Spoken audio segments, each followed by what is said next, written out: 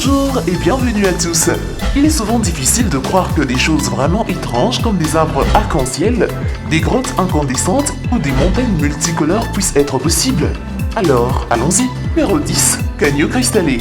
Il y a des lacs roses, des véritables oasis dans le désert et des labyrinthes de lavande. Et maintenant, vous pouvez ajouter les rivières arc-en-ciel à la liste des merveilles surréalistes qu'il faut voir pour y croire. Le fleuve Canyon cristallé en Colombie est long de 100 km et présente des teintes vibrantes d'orange, de rouge, de jaune, de vert et de bleu. En fait, c'est le seul endroit sur Terre où vous verrez un chef-d'œuvre naturel aussi extraordinaire. Situé au centre de la Colombie, le Canyon cristallé se trouve dans la province de Serrania, de la Macarena à Mita, dans une région isolée et éloignée, difficilement accessible par la route. Les touristes peuvent désormais prendre l'avion jusqu'à la ville voisine de La Macarena, puis faire un court voyage jusqu'à Serrania de la Macarena, le parc national dans lequel Canyon cristallé est situé. Localement, la rivière Canyon cristallé est connue comme la rivière des 5 couleurs et elle est souvent nommée parmi les plus belles merveilles naturelles du monde.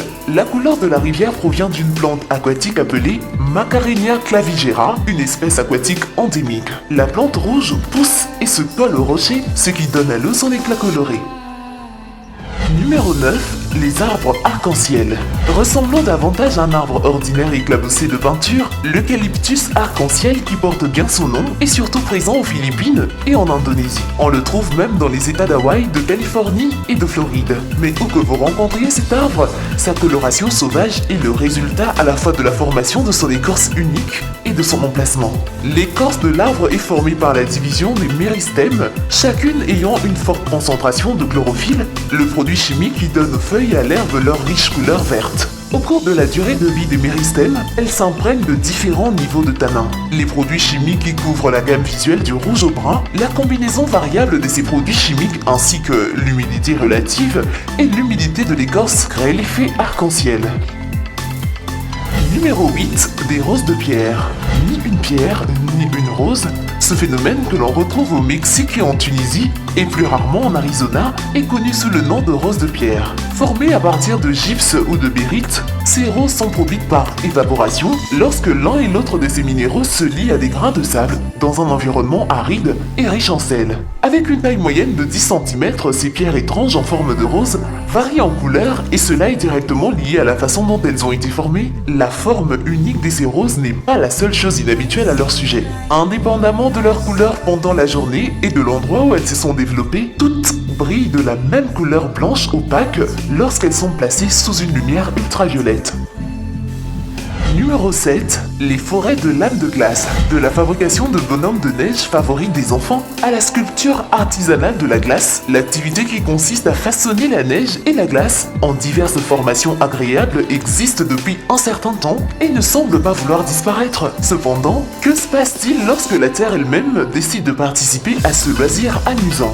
Voyagez dans diverses régions du Chili et vous trouverez des forêts miniatures de lames de glace qui n'ont exactement ni neige ni glace. Dans les environs découvertes pour la première fois en 1835, ces transformations peuvent atteindre jusqu'à 4,8 mètres de haut. Elles sont le résultat direct de la sublimation, un processus chimique par lequel une source de chaleur transforme un solide en un gaz sans le faire fondre au préalable. Dans un processus qui ne fait que construire sur lui-même, la formation angulaire de pointes plus petites concentre davantage la lumière du soleil, ceci augmente le taux de sublimation jusqu'à ce que les forêts entières de ces pointes ne remplissent le paysage. Numéro 6. Les grottes de Witomo.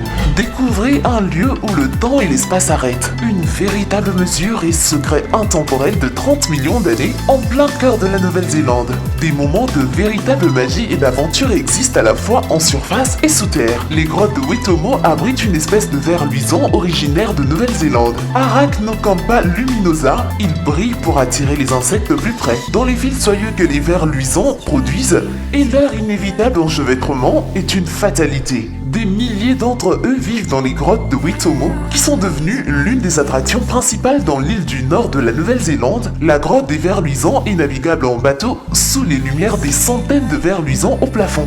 Nulle part ailleurs dans le monde vous ne les trouverez. Plus intenses est leur lumière pour attirer plus de proies.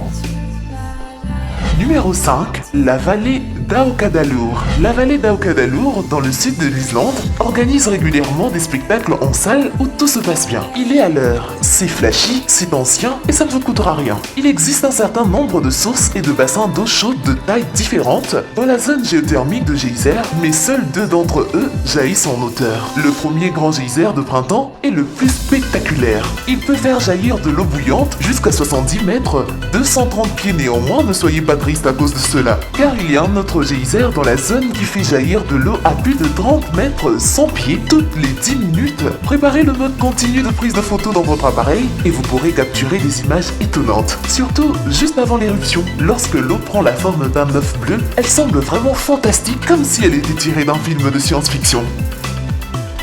Numéro 4, Parc National Lensoy Marans. Une oasis au milieu du désert fait une jolie image, mais ils sont peu nombreux dans la plupart des régions arides du monde. Mais le Parc National Lensoy Marans en est absolument plein. Situé dans le nord-est du Brésil, ce parc de 627 km² recouvert de sable n'est pas vraiment un désert même s'il en a l'air.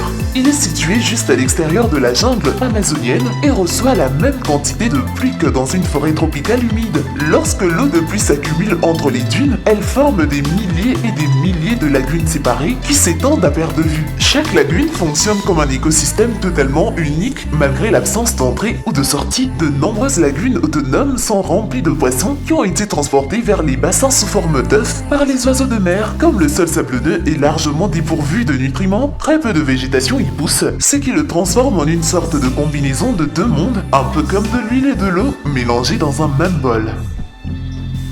Numéro 3, Zhangye-Dangxia. Le parc géologique de Zhangye-Dangxia est situé dans le sud-ouest de la Chine et contient plus de quelques caractéristiques inhabituelles. La plus surprenante est probablement celle des montagnes multicolores connues sous le nom de Dangxia. Cette collaboration surréaliste provient de grès rouges et de gisements minéraux naturels qui se sont formés au cours de 24 millions d'années. Chaque bande constitue un minéral différent et au fil des âges, elles se sont formées couche après couche, ce qui a donné lieu à un motif arc-en-ciel. L'érosion par le vent et la pluie a poli davantage les surfaces des montagnes. La Chine est le seul endroit au monde à posséder ce type de formation minérale et certains de ces reliefs sont devenus de sites du patrimoine mondial de l'UNESCO.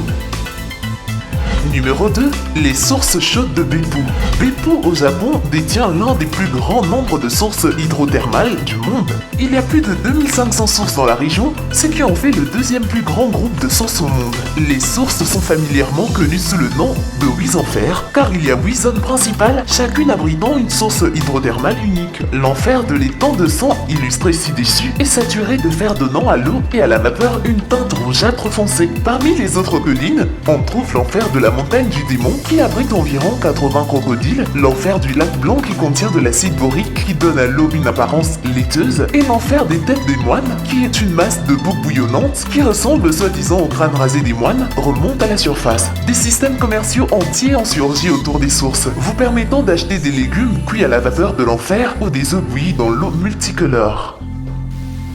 Numéro 1, la vague. Il y a un endroit dans le désert de l'Arizona où d'anciennes dunes de sable, enfouies sous terre depuis des millénaires, sont remontées à la surface il y a quelques millions d'années. L'érosion de l'eau a révélé des dépôts de fer et des minéraux qui sont lissés par le vent sur les surfaces. Le résultat aujourd'hui est un paysage hallucinant que votre cerveau ne pourrait carrément ne pas croire si vous tombiez dessus. Bien sûr, ce ne serait pas facile. Le bureau de l'aménagement du territoire ne fait pas vraiment de mal aux visiteurs, de ce qu'on appelle communément la vague en raison de la chaleur mortelle et de la facilité avec laquelle on peut se perdre dans la région.